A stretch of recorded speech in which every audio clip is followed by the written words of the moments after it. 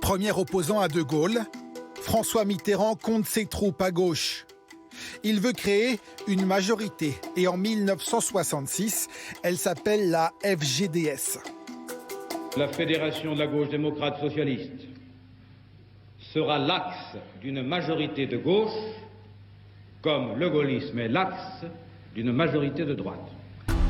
Mais la tâche n'est pas évidente. Face aux communistes, l'autre gauche est morcelée en des dizaines de petits clubs politiques. Deuxième tentative, la Convention des institutions républicaines. Nous n'avons pas eu besoin de réitérer notre adhésion à ce nouveau parti socialiste. Nous le voulons. Et nous pensons que ce sera une condition fondamentale de l'équilibre de la gauche d'abord, et ensuite de l'équilibre de la démocratie française.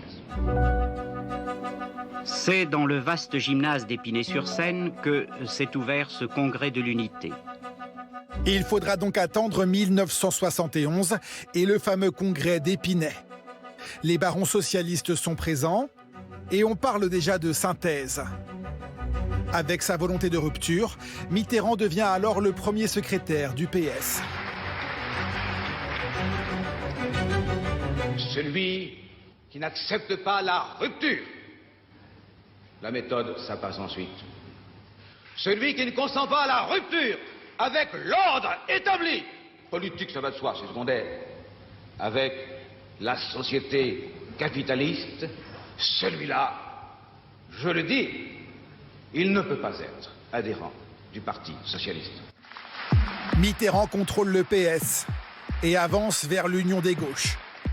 En 1972, il rallie les radicaux de gauche et adopte un programme commun avec le Parti communiste. Il s'agit d'un événement sans précédent dans notre pays depuis un demi-siècle. Cet événement capital crée une situation nouvelle. À la tête du PS, l'unité est une bataille sans fin. C'est ce qu'on appelle la démocratie interne. Et la jeunesse, turbulente, veut se faire entendre. Nous étions presque des bambins que nous étions déjà au Parti socialiste. Alors nous quitterions le Parti socialiste alors que nous l'avons puissamment transformé. Jamais de la vie, nous ne ferons jamais scission. Après Jean-Pierre Chevènement, c'est l'ancien leader du PSU, Michel Rocard, qui devient un redoutable concurrent. En 1979, au congrès de Metz, les motions s'affrontent. Nous serons donc l'opposition, en compagnie sans doute de la motion B, peut-être aussi des motions E et F, qui sait, vos votes le diront tout à l'heure. Permettez-moi de préciser un détail.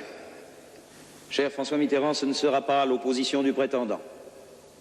Lorsqu'on aura passé le cap des jours difficiles et que chacun aura pu éprouver la sincérité, la loyauté de l'autre, alors les socialistes auront chantier si vaste qu'ils oublieront le reste. 2 ans plus tard, pour l'élection présidentielle, Rocard se retire, Mitterrand marche seul. 5, 4, 3, 2, 1. François Mitterrand est élu président de la République. C'est la première victoire socialiste sous la Ve République, l'accomplissement de 10 ans d'union de la gauche.